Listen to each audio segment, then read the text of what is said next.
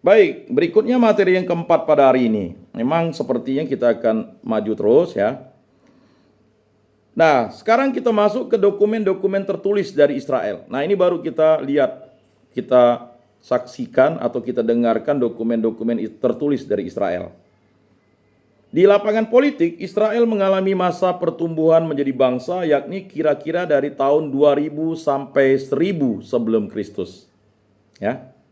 Dalam kurun waktu itu terjadi suatu perkembangan yang makin lama makin maju, sampai orang-orang Ibrani menjadi suatu bangsa yang bersatu dalam negara kerajaan yang bersatu yang agak luas di bawah pemerintahan Raja Daud.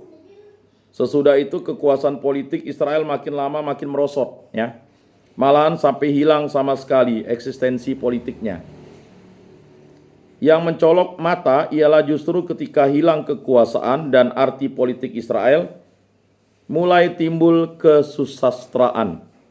Bahasa Ibrani adalah bahasa asli dari penduduk Kanaan asli, dan bahasa itu diambil alih oleh golongan-golongan Ibrani yang masuk daerah Kanaan.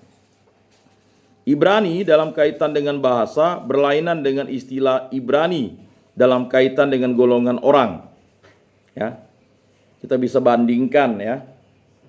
Bahasa Ibrani sesudah zaman pembuangan hampir hilang sama sekali, sebab bahasa yang umum dipakai di seluruh kerajaan Persia adalah bahasa Aram. Maka Yesus menggunakan bahasa Aram Ibrani. Ya kan? Jadi versi bahasa Yesus kan bahasa Aramik. Ya. Nah, maka kitab suci itu ditulis dari bahasa Aram, Ibrani, dan Yunani. Akan tetapi dalam kesusastraan Israel umumnya dipakai bahasa Ibrani. Nah, jadi bahasanya bahasa Aram, tapi kesusastraannya menggunakan bahasa Ibrani. Ya. Kesusastraan itu hampir seluruhnya bersifat keagamaan. Bagiannya yang terpenting ialah buku-buku yang masuk kitab suci.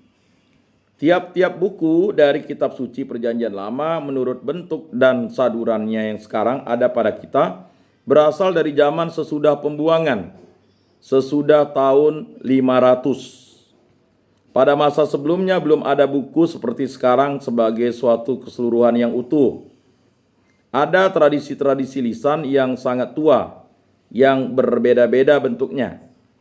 Ada banyak cerita dari dulu, dongeng-dongeng, cerita yang menerangkan asal suatu tempat dan adat istiadat. Di Indonesia kita mengenal juga banyak tradisi ya, dongeng, keterangan adat kuno yang sering berbeda-beda di dalam suku bangsa yang sama. Sering terdapat beberapa unsur historis di dalamnya, sering juga tidak. Hanya suatu cara yang indah dan tepat untuk menerangkan sesuatu. Tradisi tulisan, dokumen-dokumen kronik tertulis mulai diadakan di zaman Raja Salomo. Sebab Salomo mengikuti adat raja-raja besar yang menggunakan pengarang-pengarang istana yang harus menulis segala perbuatan raja dalam kronik. Sebab itu ada banyak dokumen tertulis yang pantas dipercaya, sebab ditulis oleh orang yang sejaman dengan kejadian-kejadian.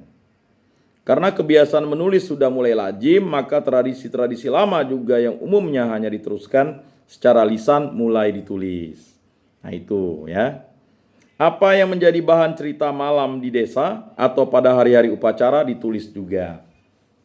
Kemudian semua bahan itu disadur lagi oleh pengarang baru, diubah dan ditambah menurut keyakinannya. Disadur menurut adat kebiasaan baru dan sebagainya. Terutama untuk menginsapkan orang Israel akan imannya kepada Tuhan. Ya, maka kalau kita baca Perjanjian Lama itu sepertinya kok ya banyak hal yang memberikan kita ketakutan. Padahal Allah itu tidak memberikan ketakutan, Allah memberikan keselamatan, kegembiraan, sukacita. Tetapi karena disadur untuk menginsapkan orang Israel akan imannya kepada Tuhan, maka ya bacaan-bacaan di Perjanjian Lama itu ya memberikan banyak hal-hal yang sifatnya ya jika kita tidak tunduk setia kepada Allah, kita tidak mencintai Allah, maka kita akan dibinasakan. Nah, itu yang mungkin ya harus dipahami kontekstasinya karena untuk menginsapkan ya, menginsapkan bangsa Israel. Ya. Jadi seperti itu. Ya. Jadi banyak tradisi dari dulu disadur sesuai dengan iman kepada Tuhan. Banyak tradisi dan cerita-cerita itu bukan dari sumber Israel sendiri, melainkan menjadi tradisi umum di seluruh Timur Tengah, ya. Seperti Mesopotamia, ada juga yang dibawa oleh orang Yahudi dari Babilonia di masa pembuangan. Nah, jadi kalau kita baca terus itu, kita kalau tidak ada diberikan pemahaman, kita akan menjadi pribadi yang ya suam-suam kuku, setengah-setengah, ya, cucokologi nanti, ya kan, gagal paham, nah repot nanti. Apa yang sekarang kita baca dalam sebuah buku, misalnya Kitab Kejadian, bukan hasil pena seorang pengarang saja, juga bukan dari satu zaman. Bahkan dalam satu bab sering tampak bekas dari banyak tangan, dari banyak zaman. Ya, jadi tradisi lisan yang disampaikan Musa itu ditulis oleh para pengikut-pengikut Musa turun-temurun sesuai dengan zamannya.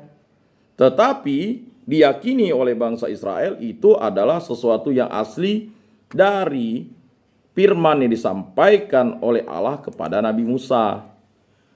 Kemudian biasanya kita membedakan 3 golongan buku dalam kitab suci Perjanjian Lama, ya. Yakni pertama, kitab-kitab historis yang meriwayatkan sejarah. Kedua, kitab-kitab profetis yang menulis isi pengkhotbahan dan pandangan iman dari para nabi. Dan ketiga, kitab-kitab kebijaksanaan yang hendak mengajar ilmu hidup. Nah, kita bisa lihat tuh dalam Perjanjian Lama. Ini kita melihat struktur dulu, pelan-pelan. Makanya kalau mau belajar kitab suci itu kita perlu proses. Tidak langsung simsalabim, ya. Kita bisa lihat, nah ini kitab-kitab historis. Ya, terdiri dari Pentateuch atau Pentateuch, Taurat Musa, ya. Kita tahu, kita singkat kakak ibu, mudah kan? Kejadian, Keluaran, Imamat, Bilangan, Ulangan. Nah, itu di Indonesianya. Kalau kita ingin menghafal itu kakak ibu saja, ya. Jadi kalau Pak Atis mau paham tuh pakai singkatan Pak Atis, kakak ibu. Wah, K apa? Kejadian. K kedua Keluaran, Imamat, ya kan? Bilangan, Ulangan. Enak kan? Jadi kita bisa hafal. Kalau kita hafal tidak ada pakai caranya susah. Nah itu ya yang kitab historis. Berikutnya adalah ya selanjutnya kitab Yosua. Nah itu kitab historis. Setelah itu kitab Hakim-Hakim, kitab Rut, lalu kitab 1 dan 2 Samuel, kitab 1 dan 2 Raja-Raja, kitab 1 dan 2 Tawarik, lalu kitab Ezra, ya, kitab Nehemia, kitab 1 dan 2 Makabe. Nah, ini masuk dalam kitab Deuterokanonica, ya.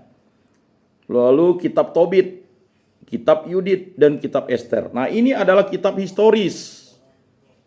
Jadi kalau disinkronkan dengan sejarah bangsa-bangsa di sekitarnya, sinkron dia. Atau ada kesesuaian waktu yang memang ya bisa dibuktikan dengan sejarah-sejarah bangsa-bangsa lain di sekitar bangsa-bangsa Israel. Nah, berikutnya ada yang disebut dengan kitab-kitab profetis yang menulis ini, ya. Jadi jelas, ya. Kitab kedua itu atau kitab-kitab profetis yang menulis isi pengkhotbahan dan pandangan iman dari para nabi. Nah, kitab-kitab dalam Perjanjian Lama yang masuk kitab profetis atau kitab nabi-nabi ini ya Yesaya, Yeremia, Ratapan, Baruk, surat-surat Yeremia, Yehezkiel, kemudian Daniel, Hosea, Yoel, Amos, Obadya, Yunus, Mika, Nahum, Habakuk, Jepanya, ya, Hagai, Zakaria, dan Maleaki. Nah, mudahlah dihafal itu, ya. Itu yang disebut dengan kitab-kitab profetis, ya, yang menulis isi pengkhotbahan dan pandangan iman dari para nabi, ya. Dari dibagi 3, ada kitab-kitab historis, ada kitab-kitab nabi-nabi atau kitab profetis. Berikutnya, kitab yang ketiga adalah kitab kebijaksanaan yang hendak mengajar ilmu hidup. Jelas itu. Yang pertama Ayub. Ayub itu kitab kebijaksanaan. Ya. Kemudian Mazmur, Amsal, Pengkhotbah, Kidung Agung, Kebijaksanaan, dan Sirak atau Putra Sirak. Nah, jadi kalau kita pahami itulah dia. Maka ada kitab-kitab historis, ya, ada kitab-kitab profetis, ya, ada kitab-kitab kebijaksanaan. Nah, kitab-kitab historis itu, ya, mereka punya dasar waktunya jelas karena bersesuaian dengan tulisan-tulisan sejarah bangsa-bangsa di sekitar bangsa Israel. Sedangkan kitab-kitab nabi, ya, atau kitab para nabi itu jelas karena memang disampaikan turun-temurun. Ya. Lalu kitab-kitab kebijaksanaan itu mengajarkan tentang bagaimana orang Israel harus, ya, menjadi pribadi yang mampu memperoleh kebijaksanaan itu. Ya, dari kitab Ayub, Mazmur, Amsal, Pengkhotbah, Kidung Agung, Kebijaksanaan, dan Sirak. Ya. Nah, Bapak-bapak, saudara-saudara yang terkasih, banyak tradisi, banyak tangan bekerja pada buku-buku dalam kitab suci. Yang penting ialah 4 sumber, yakni Yahwista, ya. Berikutnya Elohista, lalu Deuteronomium, lalu ada Priester Codex. Nah, itu 4 sumber itu. Saya ulangi, ya, 4 sumber atau yang penting, ya. Banyak tradisi, banyak tangan bekerja pada buku-buku di dalam kitab suci. Yang penting ialah 4 sumber, yakni Yahwista, Elohista, Deuteronomium, Priester Codex. Keempat tradisi ini nyata benar dalam kitab Pentateukh yang juga disebut kitab Musa. Hal itu tidak berarti bahwa Musa telah mengarang buku-buku itu, melainkan bahwa ada isi pokok yang penting yang berasal dari zaman Musa. Harus jelas, ya. Catatan pertama secara tertulis berasal dari zaman pemerintahan Raja Salomo, kira-kira sesudah tahun 970. Kemudian baru banyak tradisi dikumpulkan menjadi sebuah buku. Tradisi Yahwista berasal dari kerajaan utara. Tradisi ini memaknai nama Yahweh untuk Allah, sehingga disebut Yahwista. Ya. Dari tradisi ini muncul dalam Pentateukh cerita tentang Firdaus dan dosa manusia pertama, tentang Yosef yang dikenal lagi oleh saudara-saudaranya, atau Yusuf yang dikenal lagi oleh saudara-saudaranya. Tradisi ini diceritakan secara hidup. Secara hidup-hidup dijawab soal-soal mengapa ada kematian di dunia ini, penderitaan perempuan, susah payah mencari penghidupan bagi kaum lelaki. Kan langsung dituliskan di situ. Ya. Jadi langsung dijawab oleh kitab Kejadian tuh, mengapa perempuan susah melahirkan, mengapa laki-laki harus susah payah mencari nafkah, ya kan? Mengapa harus ada kematian? Dijawab langsung di kitab Kejadian tuh. Lalu tradisi Elohista berasal dari kerajaan Yehuda. Kalau